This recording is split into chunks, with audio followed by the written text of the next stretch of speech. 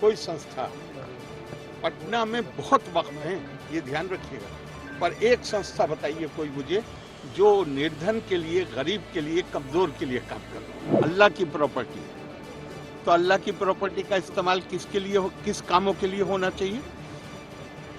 आपसे पूछ रहा हूं, किस काम के लिए होना चाहिए? धर्मार्थ के लिए, जन कल्याण के लिए, गरीब आदमी को फायदा पहुंचाने के लिए। पटना में कितने वक्फ हैं? मैंने शायद पहले ही कह दिया है, जो आपने देखा होगा कि मैं थोड़े समय के लिए, मेरे पास उत्तर प्रदेश में जब मैं मंत्री था तो वक्फ विभाग भी था। सारे मतलब पूरे वक्त उन्हीं लोगों से मिलना होता था जिनके मुकदमे चल रहे थे आपस में, चूंकि प्रॉपर्टी का मामला है। और पुराना फैसला है कि वक्फ काहे के लिए है। मैं आपसे पूछ रहा हूँ, वक्फ काहे के लिए? मैं अपनी प्रॉपर्टी को कहता हूँ कि ये अब मेरी प्रॉपर्टी नहीं है, ये प्रभु की, अल्लाह की प्रॉपर्टी है। तो अल्लाह की प्रॉपर्टी का इस्तेमाल किसके लिए किस कामों के लिए होना चाहिए? आपसे पूछ रहा हूँ, किस काम के लिए होना चाहिए? धर्मार्थ के लिए, जन कल्याण के लिए, गरीब आदमी को फायदा पहुंचाने के लिए। पटना में कितने वक्फ हैं? कौन सा वक्फ कौन सा हॉस्पिटल चला रहा है, उसका नाम बताइए मुझे। कोई अनाथालय चला रहा है वक्फ, कोई बड़ा अनाथालय।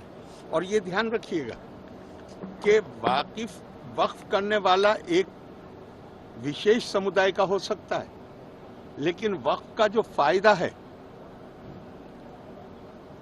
आप कहें तो मैं कुरान की आयत भी कोट कर सकता हूं, इन्नमस सदकातु लिल फुक़राए वल मसाकीन। गरीब कमजोर आदमी के लिए दो शब्द प्रयोग किए गए हैं, फकीर और मिस्कीन। तो जब तो पूछा गया कि भाई ये दो क्यों है, तो कहा गया फकीर है जो डेस्टिट्यूट है, निर्धन है, मुसलमान, और मिस्कीन है जो गैर मुस्लिम है। दोनों का बराबर का अधिकार। आप मुझे एक बताइए, कोई संस्था, पटना में बहुत वक्फ हैं, ये ध्यान रखिएगा, पर एक संस्था बताइए कोई मुझे जो निर्धन के लिए, गरीब के लिए, कमजोर के लिए काम कर रहा है। क्या हो रहा है वहां पे? सिर्फ आपस में मुकदमेबाजी। वक्फ अलल औलाद को तो कानूनी तौर पे गैर इस्लामी जो मैं प्रॉपर्टी कह रहा हूं, मैं कहता रहा हूं कि ये अल्लाह की है, लेकिन फायदा मेरी औलाद उठाएगी, तो इसको तो गैर इस्लामी, सारे मुसलमान मुल्कों में गैर इस्लामी है। हिंदुस्तान में भी प्रीवी काउंसिल ने गैर इस्लामी इसको कहा था कि ये गैर इस्लामी है। लेकिन जिन्ना ने एक्ट लाके 1913 में बिल लाके, उसका नाम ही है वैलिडेशन, मतलब ये गैर कानूनी है लेकिन हम इसको कानून बना रहे हैं। अब इसके बाद क्या होना चाहिए ये तो आप तय करिए।